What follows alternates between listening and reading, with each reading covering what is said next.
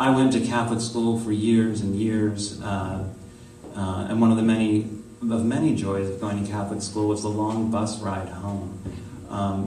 It was very, very far from our school to my home, and I was always really afraid that I was going to miss the bus. Like, that was a big fear, and I'd be stranded at school. Although I was always like the first kid on the bus, like it'd be like me and the bus driver, like, hey, let's go, sit wherever I want. I was never late for the bus. But I think that fear kind of stayed with me, and was maybe the point of departure for this story. It's called In the Age of Automobiles. Cody was surprised to see Mr. Turner getting into a Toyota Tercel. He would have imagined Mr. Turner driving something more like his mother's car, a Pontiac Bonneville, or maybe even a town car. But of course, Mr. Turner couldn't afford a town car on a teacher's salary. Mr. Turner wore polyester blend dress shirts and had a habit of taking large swallows of coffee from a Colonial Williamsburg coffee mug, a souvenir from last year's disastrous field trip there. That was the day Cody had been sent home for fighting, but hadn't even thrown a punch. He'd cried in front of the entire 7th grade, a humiliation he couldn't afford to think about now, if he wanted to get home before his mother. Her shift at the supermarket ended at 4:30. Mr. Turner had already started the engine when Cody put his hand to the passenger window and knocked. A loose beard of snow fell from the window. "Mr. Turner?" Mr. Turner rolled the window down. "Well, hello, Cody," he said. He was wearing the fake fur hat everyone made fun of behind his back. "Didn't see you there for a second, then voila, there you were." "Sorry," Cody said.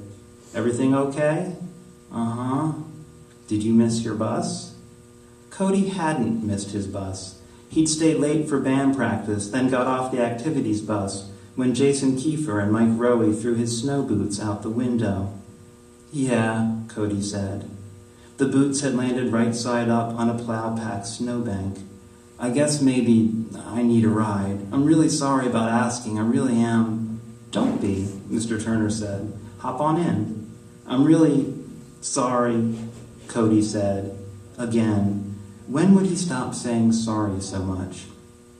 "It'll warm up in here in a minute," Mr. Turner said. Inside, the car smelled faintly fusty, like a library book. The defroster sent widening half-moons of clear glass across the front windshield.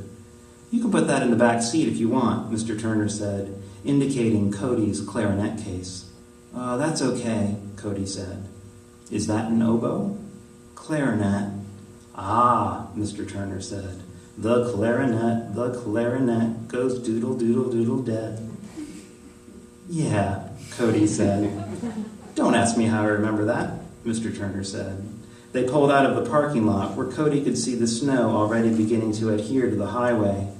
"Everyone keeps telling me I'll get used to this weather eventually," Mr. Turner said. He reached across the wheel to pull the turn signal again. A car even smaller than Mr. Turner's turned past them, an enormous Christmas tree stuffed into its hatchback. A yellow tag hung from the tree's sappy stump. Although Christmas was less than a week away, Cody's mother still hadn't gotten a tree. He would have to remind her of that. "Who's driving who, right?" Mr. Turner said. "Yeah." Cody tried to laugh, but nothing came out.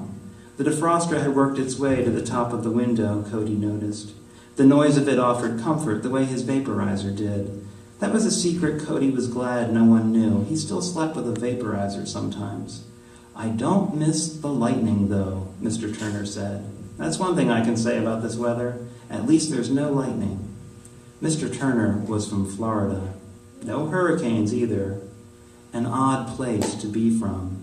It was embarrassing the way Mr. Turner wore leather sandals in the springtime, the way he cheered for incorrect sports teams like the Miami Dolphins, the way he pronounced lawyer as lawyer instead of lawyer, the way everyone else did. Cody nodded. He tried to think of something to say about Florida, but the truth was he'd only been there once when he was 5.